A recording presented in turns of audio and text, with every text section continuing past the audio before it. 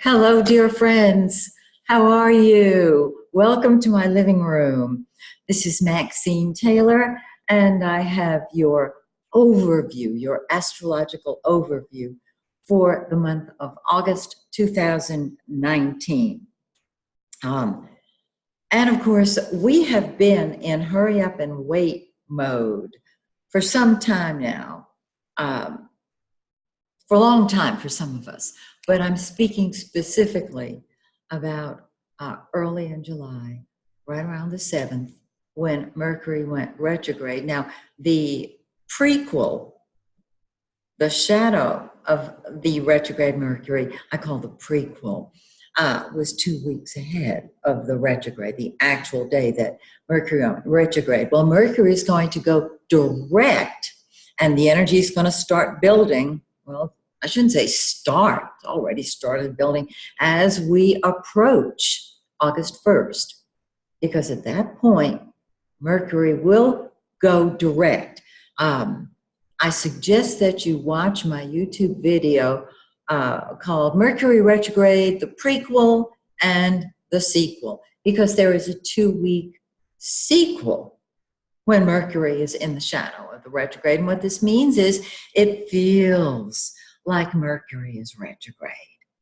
However, if you have to start a new project while we're in the shadow of the retrograde, you've got a better chance of success than if you start it while Mercury is retrograde. So, that's a good thing. Let me mention this. Some of you have been asking me, am I still offering a free copy of your birth chart to you? It's not an interpretation, it's the actual chart itself. And the answer is yes, of course. I've done this for a long, long time. Just go to my website, MaxineTaylor.com. There's a form you can fill out, and you'll know it's the form because it says it's just the chart, not the interpretation. Send me your birth data, the month, day, and year, the city, the state, the country, and the exact time that you were born. And I will send you an email, by email, a copy of your birth chart. And I suggest that you Google all kind of definitions of the planets. Even more, I suggest you buy my book, Now That I've Cast It, What Do I Do With It? It's available on Amazon. It will help you unleash your inner astrologer. And my summer eclipse special is good for just a few more days. Today is the 25th of July. So you've got a couple more days to order this. It's a great deal because it really goes past the first eclipse in January 2020. You want your own roadmap, your own forecast. Things are too unsettled. They are too frightening. And if you know your own roadmap, you know when to zig, when to zag. So you combine that with your innate intuition, which we all have, and you've got an unbeatable deal, because that intuition is divine inspiration. Okay? So let's talk about what's going on this month. I think I'd better do this. Oh, that's much better. Good grief. All right. So Mercury goes direct the 31st and 31st of July to the 1st of August. Yay! We are in the shadow of the retrograde until the 15th. It will go direct in 24 degrees Cancer. Find 24 degrees of Cancer in your birth chart. This is the area where Mercury will move forward, yay, and start producing. But it's still in the shadow, okay, until the 15th of August, when it comes out of the shadow in 4 Leo 46. Find 4 Leo 46 in your birth chart, and that's the time to launch, to leap forward. Now, something else happens on the 15th. We have a full moon. And that's when things come to a head. to be handled. The full moon on the 15th is 22 degrees Aquarius. I'm not going to give you the minutes because it's less than 30. Find 22 Aquarius in your birth chart. This is the area where things will come to a head. This can be marvelous. And remember, there is always a blessing in every situation. We just got to be open to seeing it and receiving it. Okay. Then we have a new moon on August 30th. Now, the new moon is a time of beginnings. It's in 6 Virgo 47. Find 6 Virgo 47 in your birth chart. This is the area of life where things will start moving forward, because for a few days before the new moon, we're in the dark of the moon and nothing is happening. People are tired, more tired than usual. Energy isn't moving forward. You know, you just want to sit in front of the TV with a remote in your hand. And then on the new moon, things start moving forward. So find out where that is in your birth chart, okay? And that's why you want me to send you a copy, free copy of your birth chart. You got it. All right. So, let me see what else. All right. The sun starts off in great, grand, glorious Leo.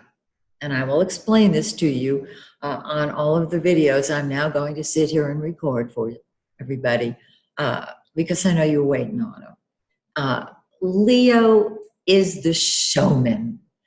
Leo loves drama and fun, and that is terrific. On the 23rd, it moves into Virgo, totally different vibe. Virgo says, cross those T's, dot those I's, get down to business. Enough with the play, time to get busy, working, producing, being productive and constructive, okay? I will tell you in the next 12 videos that I'm going to post where this falls in your solar chart, meaning the chart for your sun sign.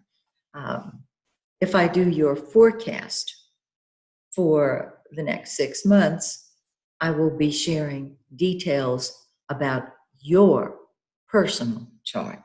Okay. Then Mercury, of course, goes direct in Cancer, and on the 11th, it joins the sun in Leo. And so with Mercury, which rules our mind and our mouth, how we communicate, how we think, in Cancer, it's a very sensitive sign. And so we're thinking more personally about ourselves, our home, our family. When it moves into Leo, oh my goodness, we are great, grand, glorious orators. I love it. And then on the 29th, it moves into its own sign, Virgo. And shortly after the sun goes into Virgo, and we're crossing our T's and dotting our I's and making sure everything's right, making lists of things, and you get the picture. Okay. Venus starts off like the sun. Now, Venus is love. It's beauty. And wherever it is in your chart, it brings happiness. It can bring love. Now, I don't mean somebody riding in on a white horse, but I am talking about love for that particular area of life. And if it happens to deal with social activities, fantastic. On the 21st, it moves into Virgo. So the sun and Venus are working as a team. And of course, what I call the Holy Trinities, the sun, Mercury, and Venus, they travel as a team, as a group. So this is very lovely. And this is a little unique. Mars, the planet of war, of action, of passion, of sex, what you'll fight with or fight for. It too is in Leo. And so you may be very passionate when you are taking a stand for something you believe in, or just plain really passionate about your social life and you want to have fun. Go for it.